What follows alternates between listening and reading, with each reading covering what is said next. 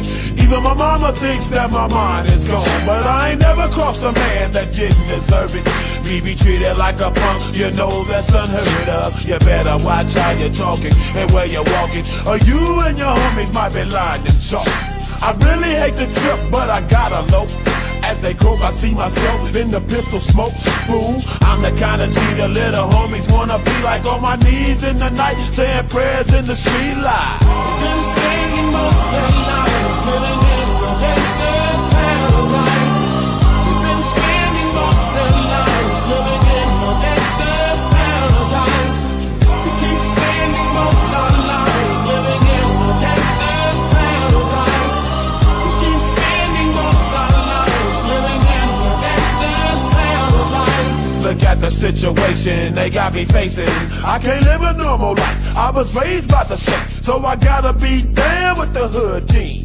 Too much television watch. Okay, hello everyone. Welcome to another show, another episode with recurring guest George Saldana. Thanks so much for joining, and of course my esteemed co-host Matthew Phillips, all the way from Las Vegas, Nevada. Apologies for the untimely start. I was looking for a nice location for the audience, and now I have my own family court in the background, the Richmond County Family Court, the Reichman County in New York, situated in the worst area of the island, famous sleepy borough of New York. A lot of news coming out of New York lately. Mayor Adams has been indicted by the Southern District of New York Federal Court here, not far, right across the river on the ferry. I watched his press conference today, and he says he's not resigning. I guess he has a couple more family court judges to appoint, like the one that I covered, Cynthia Lopez, who was exposed as a swinger, and other characters that the audience that I'm lucky with is following knows. I see people are joining, so thanks everybody. George, since you are back, maybe you'll start.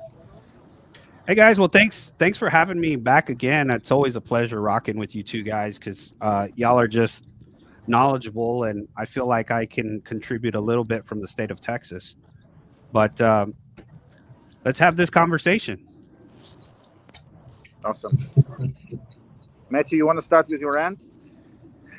Well, yeah, I wanted to talk about this. I got to tell you, this whole thing about high conflict, this has come up. There's Sophia. Hello. This whole thing about high conflict is really getting on my nerves here, because I hear high conflict.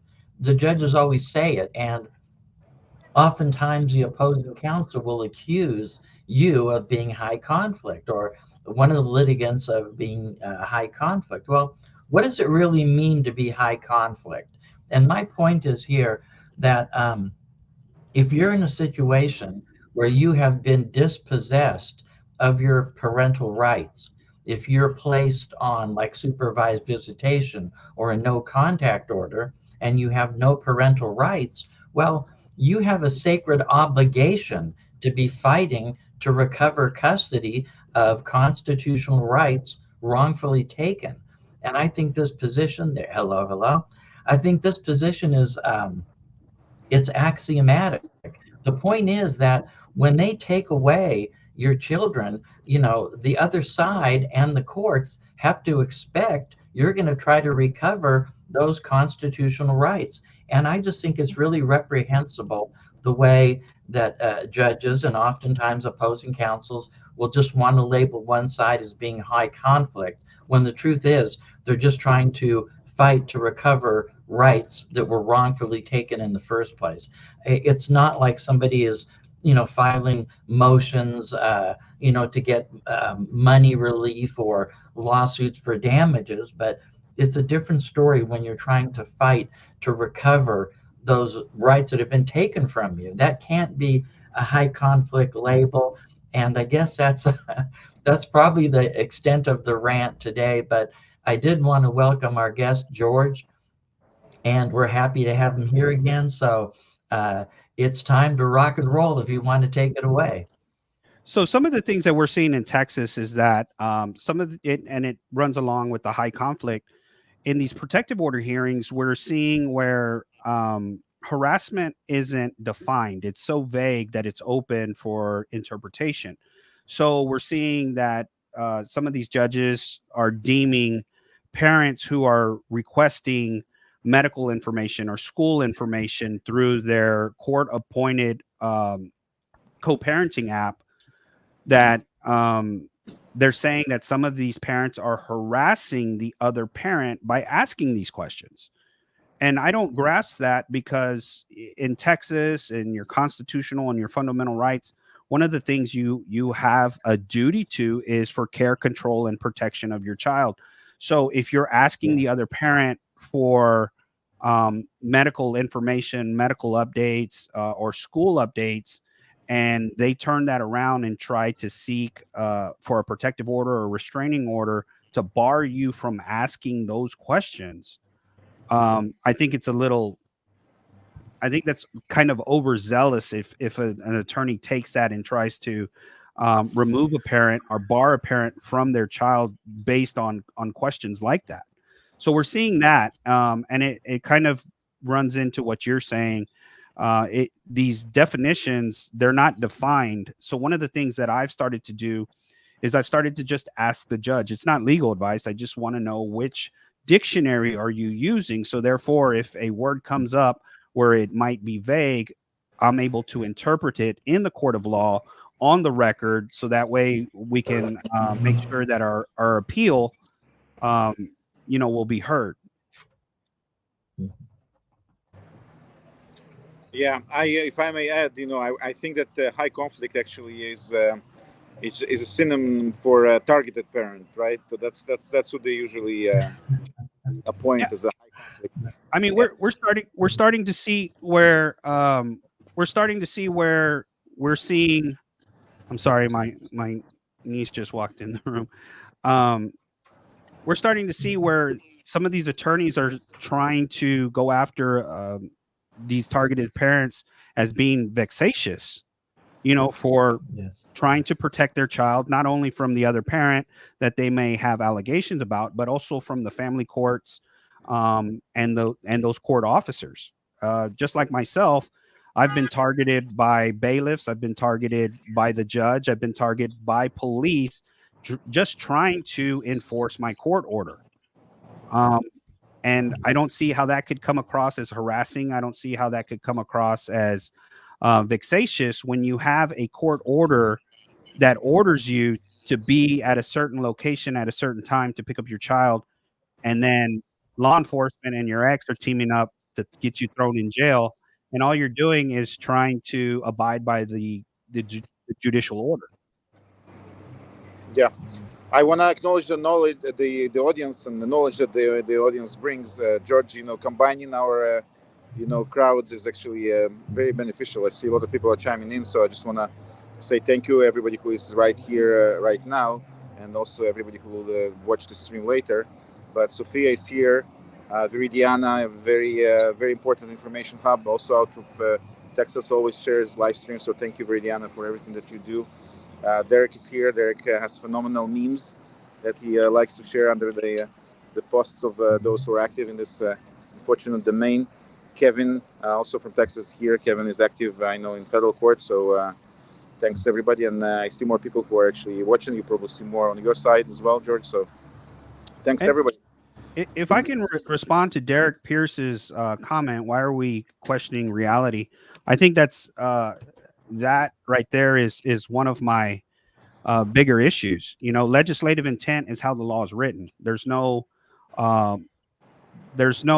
opening for an opinion, or if some things are vague, I understand in the law some things can be vague, but when it comes to family court, fundamental rights and protections and safeguards, those things are pretty much set in stone. I had the rights and duties for care, control, and protection of my child during my periods of possession. And when the courts and law enforcement are trying to use allegations to try to remove me from my child without any due process, that's where we have an issue. And it goes back to, why are we questioning reality? Why are we questioning this man that wants to be in his child's life with a valid court order, showing up to the location as ordered per the judge why are we questioning whether he's a good parent or not? You see what I'm saying? Yeah. I listen. I would. It's actually a very good segue into the other topic that I have highlighted. For everybody here. But I think what Derek is saying again, and that's not there's not no right or wrong approach. Maybe there is a wrong approach. Not of course not yours, George. But instead of taking the focus on the parent, right? And we all understand fathers, mothers. We all love the children, right? It's the question is where do we stand from the political standpoint, or actually ideological standpoint, and not we but the government, right? And that's where the focus is, and that was the focus of my work actually. That from the start, I thought that part of the narrative in the parental rights community is sorely missing, and you cannot look at what we are experiencing in the courts or in the legal domain in isolation from what is going on ideologically in the country and in the world, right? So it is my firm opinion that what family courts are doing is ideological subversion. I during my legal studies in Israel, actually, I took a couple of courses that were more on the philosophical side, right? And when you study the philosophy of ideas, and particularly communism, right? One of the key ideologues was Antonio Gramsci. He was an Italian ideologue of communism, and the term that is attributed to him is the long march. Maybe not him actually. There's some argument in the literature, but it's long march through institutions, right? In order for communists to take over, they envisioned a long march through institutions. And what are the institutions? They're the government institutions. There's the schools, right? There's actually the government, the ministries, or the departments, right, in the executive branch. But in particular, and maybe central part is the courts, and they pretty much accomplished that. The communists through family court. So, and you can call it communism, Nazis, Bolshevism. In my opinion, all these totalitarian ideologies are interchangeable, because it's all the goal is totalitarian control, total control over the people, and how government can achieve it by ruining the family. Family is the biggest enemy of the government. So you cannot discuss the law in isolation, or with the loss of parental rights, the legal doctrines that or the case law that nobody follows, state court, family court, federal courts. They pretty much ignore it in this domain. Why? Because they have an ideological goal in mind, and that's ruination of the family, particularly fathers. We know that mothers are targeted as well recently for plausible deniability, but they're doing that because they want to dismantle any possible opposition and take full control over society. So in that sense, I do agree with Derek, and maybe we can actually discuss that, George, because that was my point of interest, to hear you again. I know that you are very brave. Last time you were here, you were arrested, and then you fought and then you won, right, for exercising your constitutional right of recording in court, which they trample all the time, like everything else. And I hate to use the word civil unrest, but and we were talking about it a little while ago. We live in 2024. We have iPhones, and I know y'all have heard this before, but we have laptops, we have iPads, we have internet, we have 5G.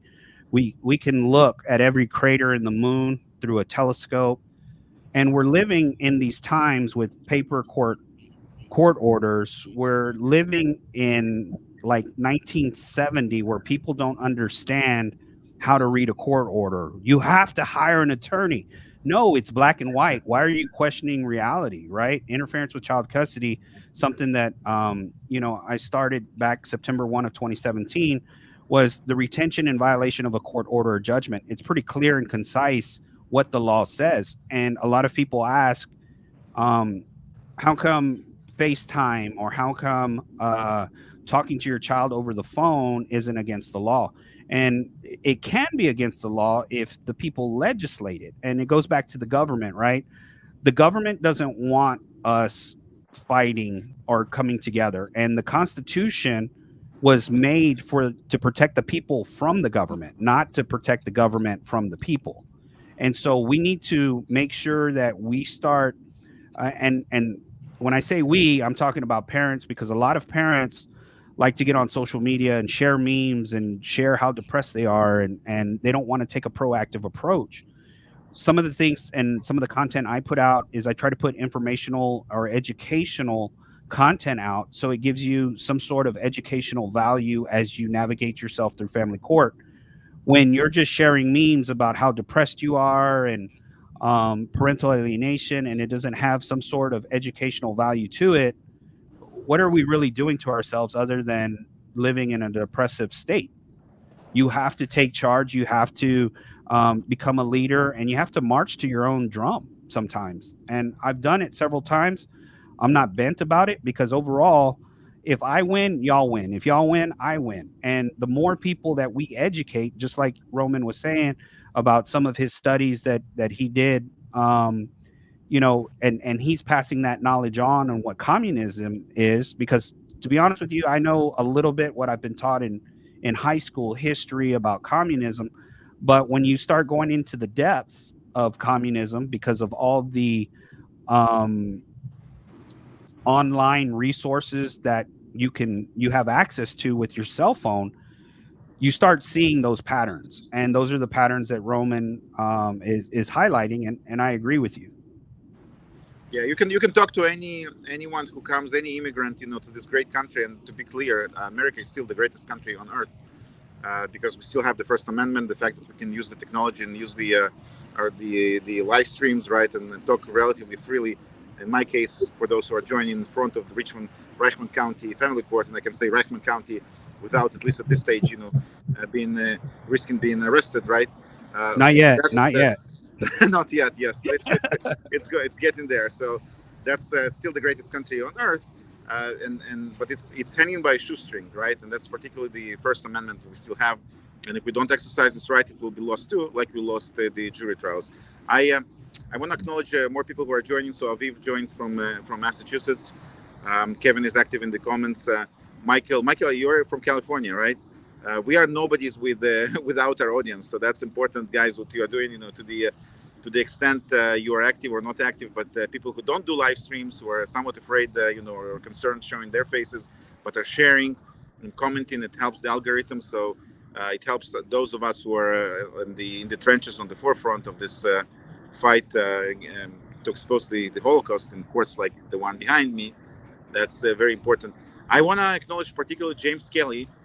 James Kelly was on the show as well. James Kelly had a similar story to your, George. He was arrested in the courthouse, in the courtroom actually, for recording as a paralegal, as a recording paralegal. He filed the papers. Those who know James Kelly, he's very thorough in everything he does.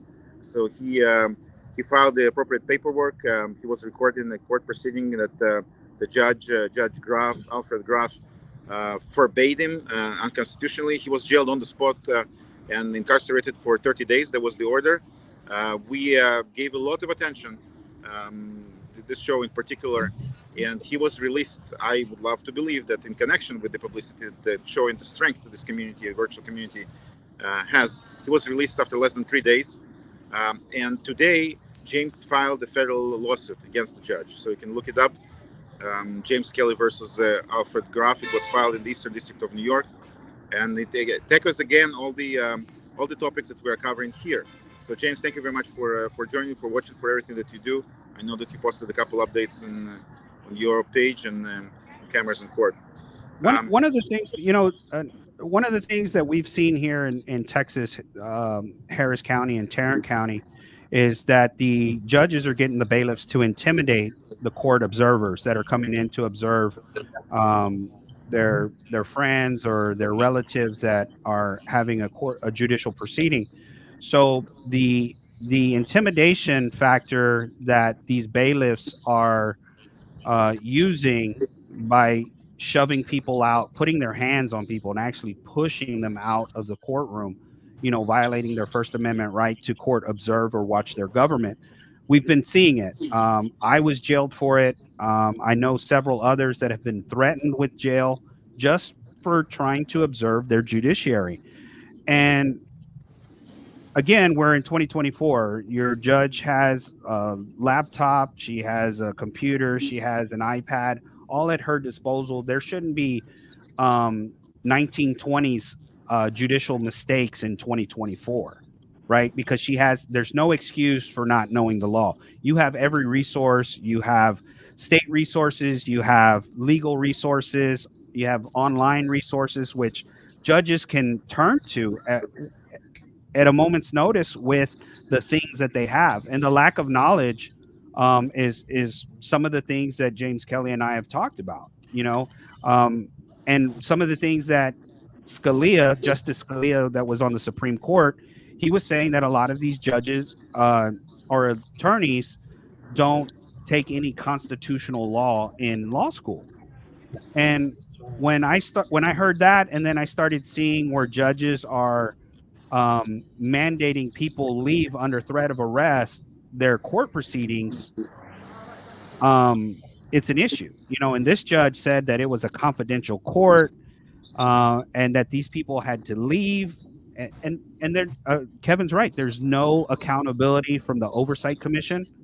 There's no accountability from the bailiffs that are supposed to uphold the law and the Constitution.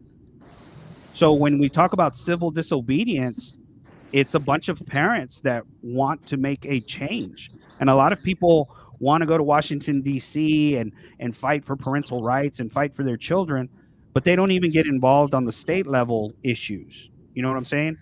And we need to be able to come together, because if I need to call Roman and his crew, or Mr. Matthews and his crew, to come to Texas, I need you guys to come to help back us up. And we would need to do the same thing in New York or in Nevada or wherever we're called. But a lot of parents do a lot of this on social media, and they don't do a lot of reading. They don't do a lot of research. We give them the tools, and they just don't use those tools.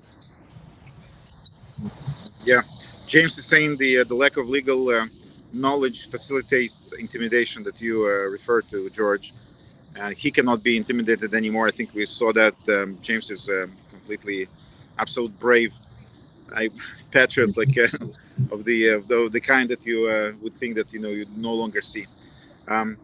Matthew, you have anything to I have a lot to say here, actually. On the panel?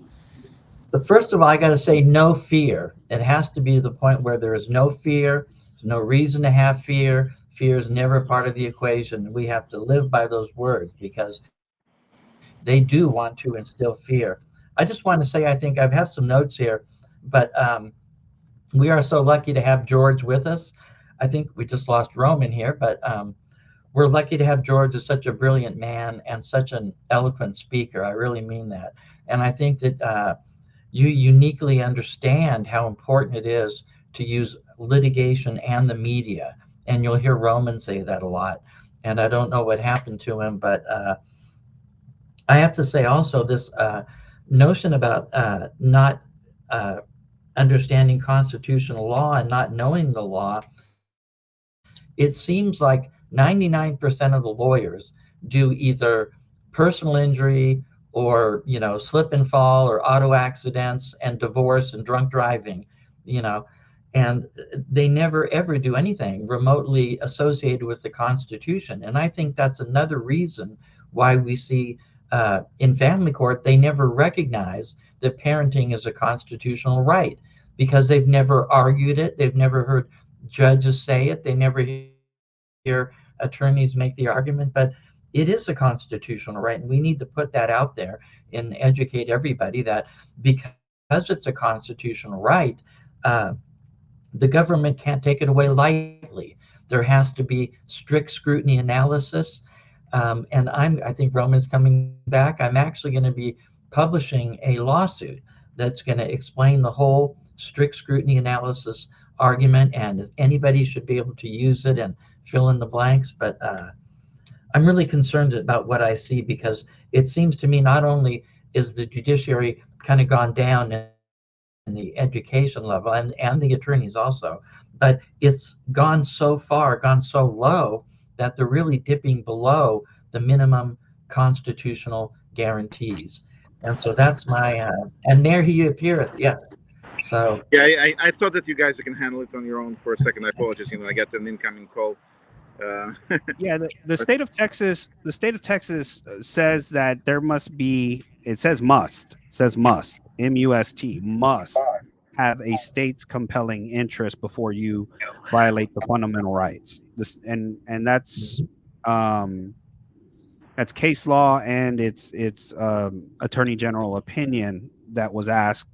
But before the state can interfere or infringe, they must have a compelling state's interest. Now, I'm digging into that to learn about what compelling state interest mean. I have an idea, but I'm not ready to talk about it yet. Josh, Can I, if I could chime in on this one, I think a compelling state interest in the family court arena would have to be limited to certain things. And I think it would be limited to trying to halt or otherwise stop specific acts of child abuse, child neglect, child abandonment, or child endangerment in situations where the state has already shown that kind of conduct by clear and convincing evidence. If there's already clear and convincing evidence that one parent has committed child abuse, child neglect, child abandonment, or child endangerment, then I could see a court saying, okay, that would be a compelling state interest in halting it in the future. But absent that kind of conduct, there's no basis to take away the constitutional right. And there's at least 13 Supreme Court decisions that I believe stand for that proposition. But that's my And I don't know if y'all have been keeping up with the current events, but the whole Second Amendment argument and removing your Second Amendment right to bear arms because you're a felon, I think that's a great argument that we need to stay on top of, because a lot of these parents are being fundamentally um, are a lot of these parents' fundamental rights are being removed, and there's no criminal court proceedings, there's no criminal charges, and so they're not felons, they're not violent felons, they're not violent criminals. They don't it doesn't even equate to a misdemeanor. So the state of Texas standard of proof in family court is preponderance of evidence. So basically, you have a low standard of proof that is removing a fundamental right to your child. And one of the things that we have seen is that I believe it was in 2017, 2018 legislative session, a state rep was actually trying to change the standard of proof from preponderance of evidence to clear and convincing. And of course, the attorneys, the Texas Family Law Foundation, they were the ones that shut that down, which I can understand because they would lose money on that issue. But with that being said, I think that, when judges are removing the fundamental rights to rear your child in violation of case law and the Constitution, I think that that's something we're going to see moving forward. Because again, like I was saying, in 1980, we were all conditioned to believe that when you went to court, you went to family court, the best interest of the child truly prevailed and you would find justice. And in 2024, we're not realistically seeing that.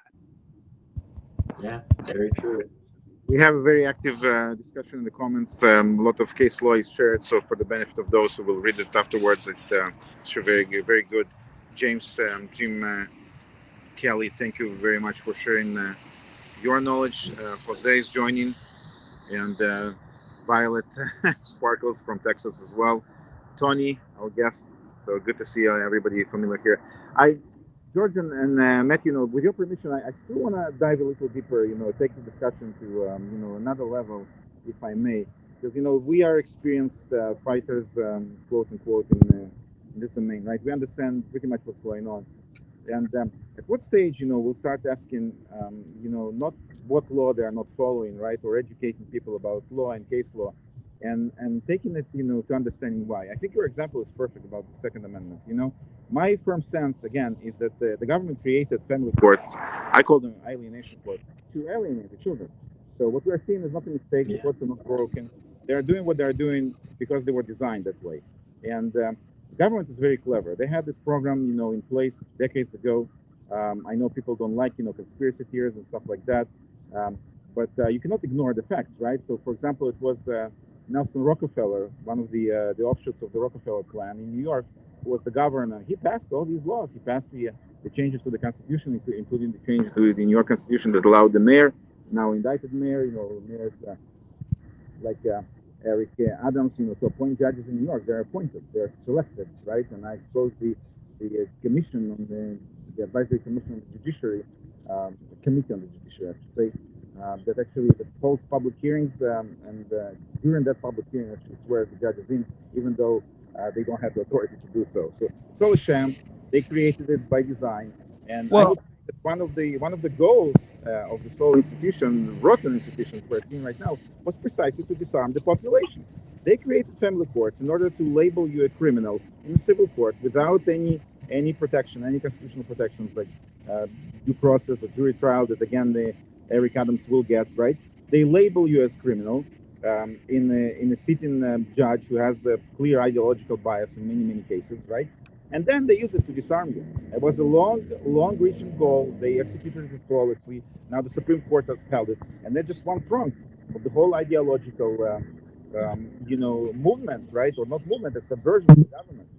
That's what they did. Now, if that's the case, and I believe that's the case, all evidence points that how does educating people help?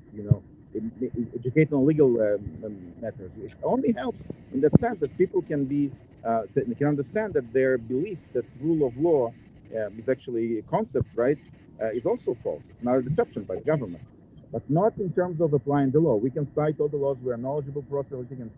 I wrote beautiful papers, submitted them again to the court behind me, right? And federal court, they ignore them. They don't care. They don't care. They don't care. Have a jury trial that's mentioned twice in the Constitution. They don't care. James Kelly filed federal complaints, beautiful federal complaints that not many lawyers can write. They don't. well, I have an idea. I have an idea, and I don't know if I should share it yet. But I think it will work.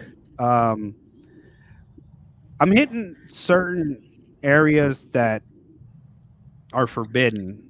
Let me just say that. One of the things that I've been doing and I've been talking to parents in the Texas family courts is filing criminal complaints directly into your civil court case. And of course, lawyers can't do that. They don't want to do that. That'll really piss off the judge.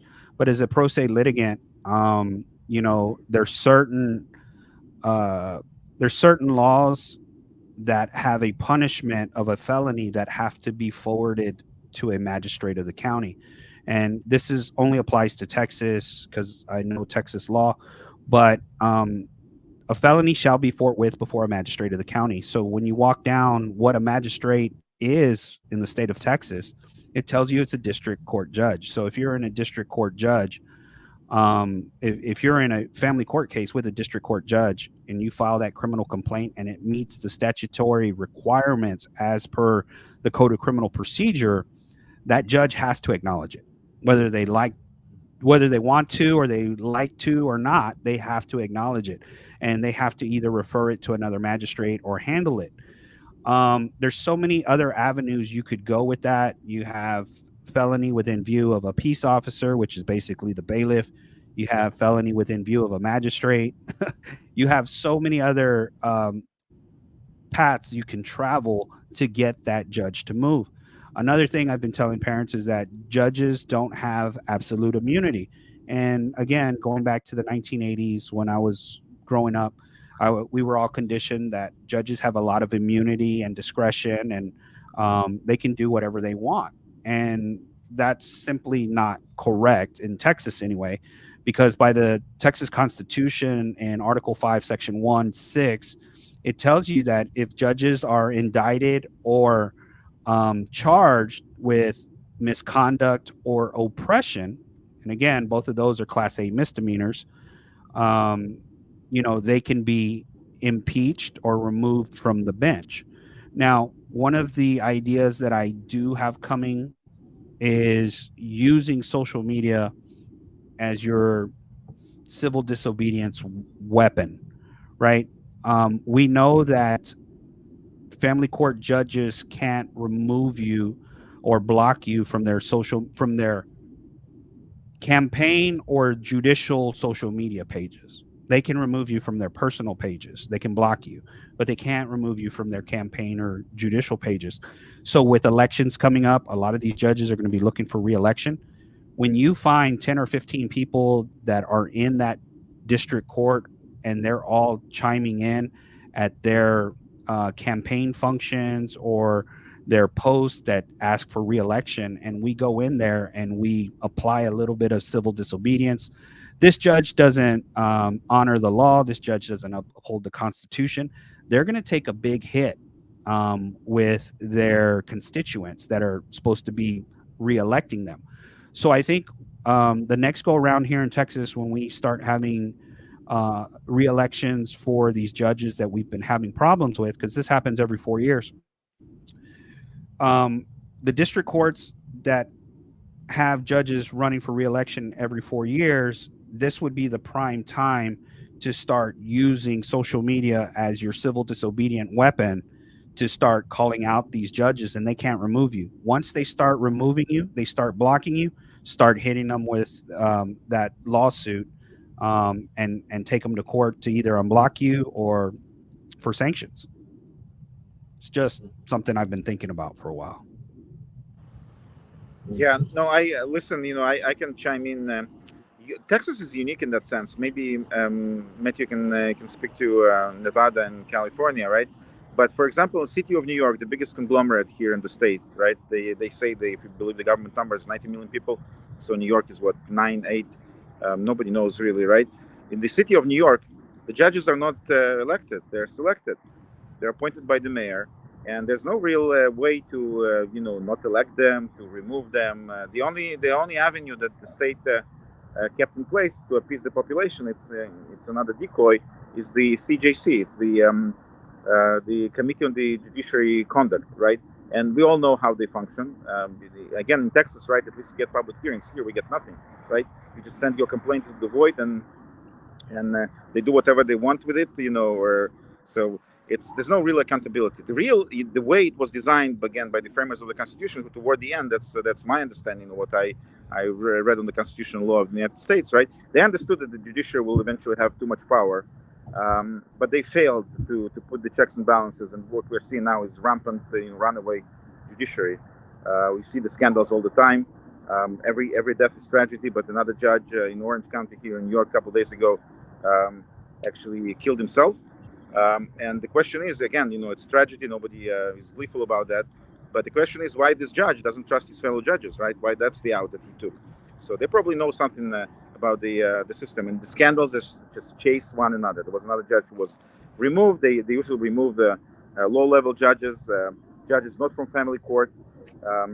They throw a bone from time to time to the population. But I do agree with you, George, respectfully, that the only recourse that we have as oppressed population is social media, and we need to utilize this technology to the fullest. So I gave the example, again, the court behind me, Richmond County Family Court, even though there's zero accountability, they I didn't finish the thought, but the way it was designed, the impeachment process, that's what you have frequently re-elected the legislature, and they can decide to remove a judge that accumulates so many complaints. So it doesn't work. But the social activism, actually, in exposing Judge McFarland, at least for now, caused the very rapid decline in her case count, which is public information, and she was moved to another court. So hopefully she will not be able to harm more children anywhere in New York City. But yes, social media is apparently the only avenue that we have. Yeah, and the immunity and the discretion, I wish people would start digging into that. And the best way I can, I guess, use an analogy for discretion is when I looked into the word discretion, you have, law enforcement discretion, you have judicial discretion, you have personal discretion. Discretion is discretion. Okay. The word doesn't change. It has a value to it. You look in the dictionary, you look into a legal dictionary, you're going to find the legal definition for discretion. And everything that I've looked into, every dictionary that I've looked into for the word discretion, it says to use within the bounds of the law, is to make a decision within the bounds of the law. And I think a lot of people are kind of conditioned to believe that discretion means that they can just do whatever they want. And the analogy I like to use is if you're going through an intersection, a four-way intersection, and you have a red light and you run that red light, you break the law. If you run that green light going 35 miles an hour through that intersection, you're within the bounds of the law. Now, what happens if that light is yellow. You're going to use your personal discretion, right? Do I slow down? Do I speed up? Am I going to beat the light? Am I going to have an accident, right? But what we're seeing is judges that are wielding their discretion, just blowing red lights, going 35, and just no regard for the safety and health of the patrons that might be crossing the crosswalk, or people that might be traveling perpendicular to their travels, right? So judicial discretion means to navigate within the bounds of the law, and I don't think too many people put two and two together. They just kind of are conditioned to believe, hey, the judge has immunity, and they have discretion. And the same thing with immunity. And I don't want to make this a political post. It just doesn't concern me, but I use the logic out of it. Trump was sitting president with 34 felonies. If a president that was sitting can receive 34 felonies, a district court judge can also be hit with felonies or oppression or abuse of office. But the immunity is only civil immunity. They can't be sued for their actions. They don't have absolute criminal immunity, because immunity doesn't give you the right to oppress, to keep down, to remove something that isn't yours. And we need to start teaching parents to start looking at these words, looking at the legal definitions, and then applying that within their court case. Matthew? Wow. Well, I would just say, you know, I think that anytime a person perpetrates a crime against you, you should have an ability to sue them. What's so ironic is that when one of us brings a lawsuit under 42 USC 1983 for civil rights violations, the judge claims immunity in the civil arena.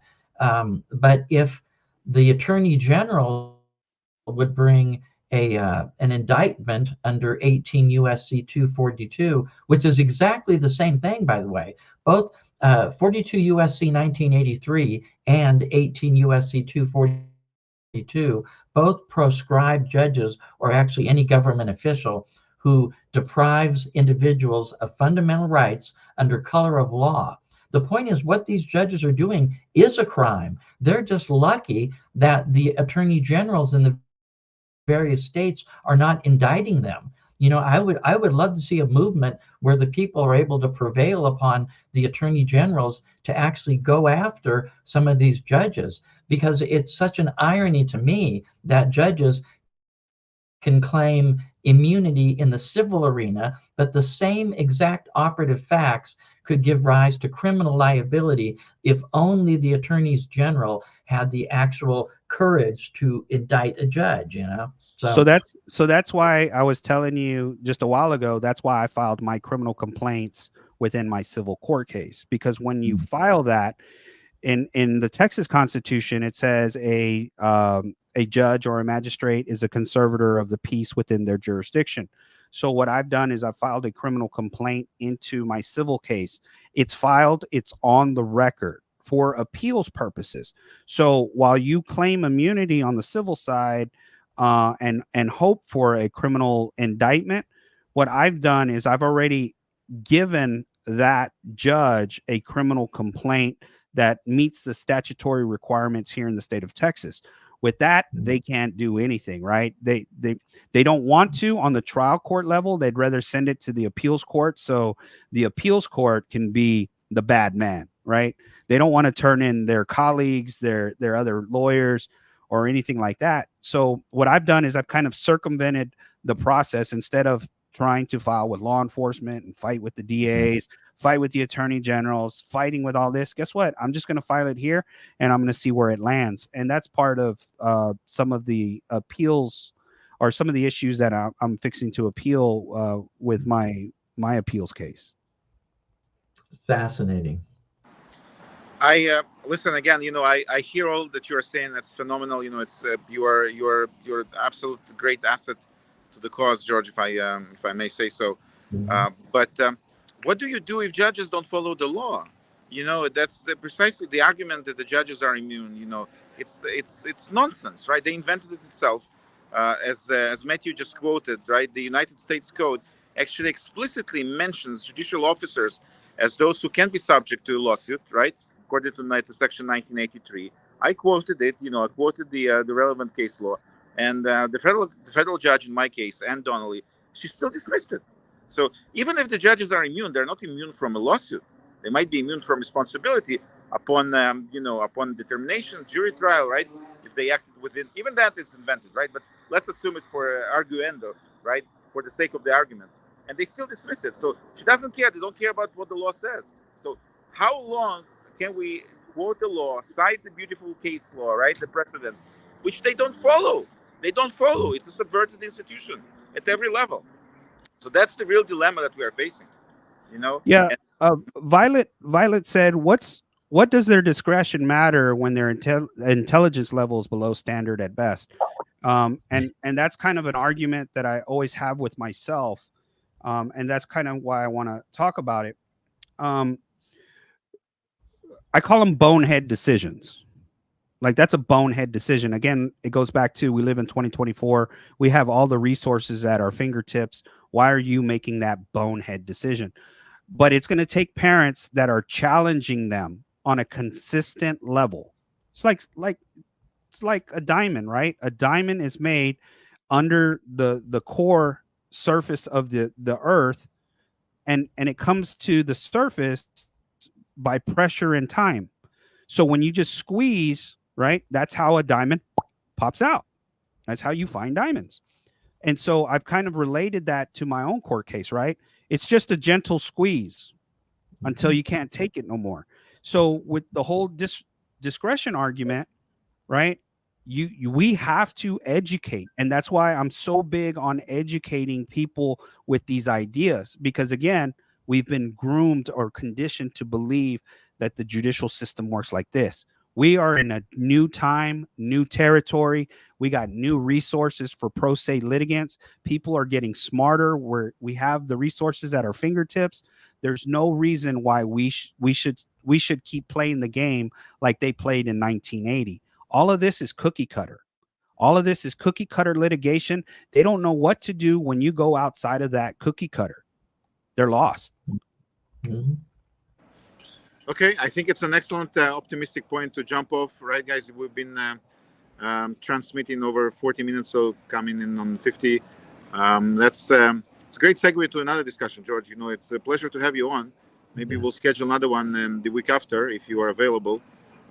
Clearly, it excites people in terms of the discussion that we are seeing in the comments. It's always good to talk to somebody who is as well versed in the law and the actual dynamics that we're experiencing instead of I'm a keyboard warrior. That's what they call me, keyboard warrior. It's much harder to speak to somebody who is honest but naive, right? They still think rule of law, or the judges, they cannot do that, right?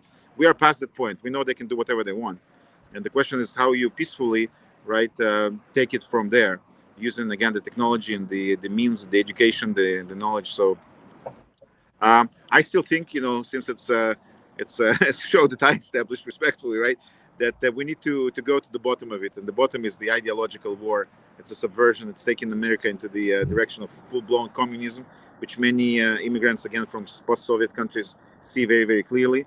I think for Americans, again, respectfully, it's somewhat harder. They cannot believe it can happen here, but it happened. It happened in Venezuela, in China, in Germany, in Cuba, and so many countries. So it's happening right here. It's a creeping color revolution that's executing in no small part through the courts. But of course, it's very good. A lot of people want to make change. They want to make laws. They want to make parental alienation outlawed. I agree with it. I agree with everybody's movement. But at the end of the day, if they're not enforcing the law, why are you making new laws? Right? At some point, we need to go back down to the very basics and demand accountability and transparency, and then build from that. Right? Because right now, we're trying to place new laws on top of new laws. We're just compounding the problem with laws on top of laws, on top of laws, on top of policies and procedures, on top of rules. And we're a cat chasing its tail. We have to start at the accountability, transparency part and start holding them accountable. Then that's where the movement will shift and it'll start to take off. That's just my They, opinion. no, that's great, and they don't follow not only the laws, right? They don't follow the Constitution, which was designed as a basic law that everybody can know. So I think if anything beyond the legal discussion or ideological underpinnings of what's going on, it's important for us to be here to show our faces. Like my face is in the dark right now, but at the beginning of the stream, go back, please. Those who watch it, you will see the beautiful building of Family Court in Richmond County that was blocked by a fence that I continuously exposed, and they fixed it. They opened the doors on the stairs, briefly, and now they're closed again. So much for public access and transparency. But thank you very much for joining. I think we need to continue. The discussion was very active. Thank you. Yes. Thanks everybody who commented and chimed in. Matthew, you have the last word.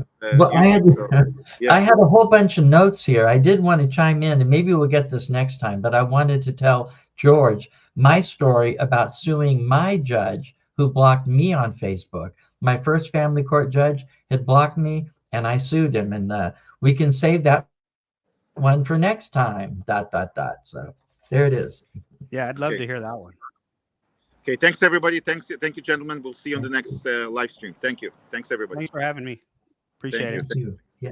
Bye-bye.